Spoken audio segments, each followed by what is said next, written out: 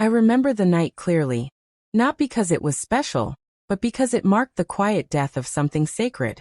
We were sitting in our small apartment, lights dimmed, her phone buzzing endlessly on the coffee table between us. I had just asked her, calmly and without anger, if there was someone else. Not because I had proof, but because my gut, the quiet voice I had ignored for too long, had finally screamed loud enough. She didn't deny it. She didn't even flinch. Instead, she gave me this half-annoyed, half-bored look and said, "Why are you acting like a victim? You knew I was still figuring things out." Just like that. As if everything we had built, the vulnerable conversations, the shared silences, the future plans sketched out in whispers late at night, was just some phase she needed to figure out of. I sat there in stunned silence, not because I hadn't expected the truth, but because I hadn't expected that kind of truth. The casualness of it. The way she made it sound like I was being dramatic for hurting. I wasn't angry. Not then. I was something worse, hollow. I looked at her and realized that while I had been loving her deeply, patiently, completely, she had been deciding whether I was even worth settling for. All those nights when she said she was confused, when she needed space to think, when she claimed she didn't know what she wanted, I had clung to hope. I thought I was being supportive. But in her mind, I was just waiting quietly in the wings while she explored what life could be without me. The cruelty wasn't in the affair, or even in the lies. It was in that sentence. You knew I was still figuring things out. Like my heart was a lab experiment. Like my commitment was a background character in her story of self-discovery. I gave her my loyalty, my time, my complete emotional availability, not as a contract, but as love. And she used it as a placeholder until she figured out if someone else made her feel more alive. What do you even say to someone who sees your pain as inconvenient? I didn't cry. Not in front of her. I just nodded slowly, stood up, and walked to the bedroom because in that moment, I understood. I wasn't losing her. I was finally seeing who she'd always been.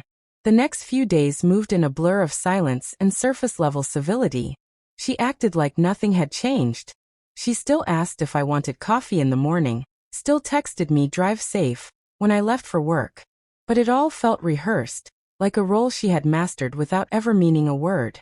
Every interaction was a ghost of what it used to be. I'd watch her scroll through her phone with that soft smile she used to reserve for me. And I knew, without needing to see a name, that her attention had shifted to someone who hadn't watched her fall asleep every night for the past 7 years. Someone new. Someone exciting.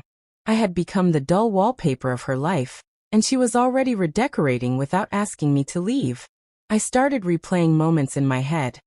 Our 3rd anniversary when she said she needed a solo trip to clear her mind. The random nights she said she was working late, but came home smelling like cologne she didn't wear. I had ignored it all, convinced myself I was being paranoid. Because when you love someone deeply, you lie to yourself more than they ever could. And now, every lie I told myself felt like a betrayal against my own soul. My friends told me to leave. My brother offered me a spare room and a bottle of whiskey to cry into. But I didn't leave. Not right away. I needed to understand something before I walked away. Was she ever truly mine? Or had I just been a pit stop on her journey to figuring things out? One evening, she came home laughing on a call, cheeks flushed in a way I hadn't seen in years. She paused when she saw me, forced a straight face, and ended the call. I asked her quietly, was it worth it? Her face hardened. What do you mean? I didn't raise my voice. I just said, everything you threw away. My trust. My heart. Was it worth that 5-second thrill you get from him? She shrugged. You're being dramatic again. And that was it. No guilt. No shame. Just indifference.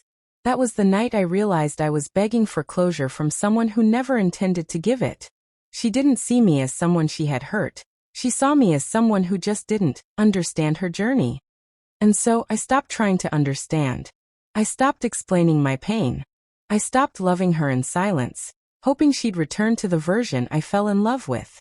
A week later, I packed a single duffel bag. Not because I didn't own more, but because I had finally realized how little of this life actually belonged to me. The house. Hers before we married. The furniture. Picked out by her. The wedding pictures on the wall.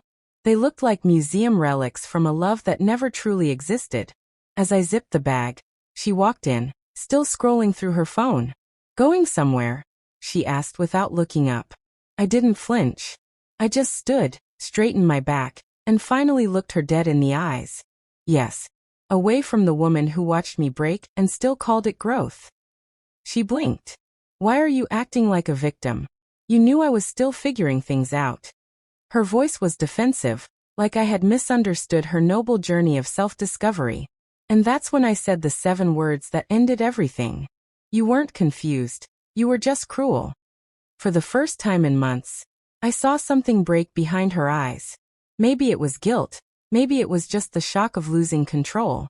She opened her mouth, but no words came. For someone who always had explanations, justifications, poetic monologues about her emotional evolution, she was silent. I walked past her, bag slung over my shoulder, each step lighter than the last. She didn't follow. She didn't beg. And somehow, that hurt less than I thought it would. Because her silence told me she knew. She knew I had finally seen her for who she really was. The days that followed were quiet, but they weren't empty. I stayed with my brother. We watched old movies, grilled meat on the balcony, and laughed like we used to in college.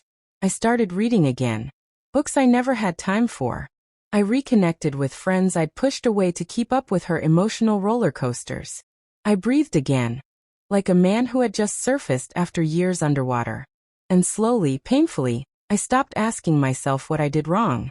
Because I didn't fail her. I loved her. Completely. Patiently. Even blindly. But love isn't supposed to feel like a debt you're constantly paying while the other person stacks interest. It took her betrayal to teach me that lesson. And now, every morning I wake up alone, I feel something I hadn't felt in a long time: peace.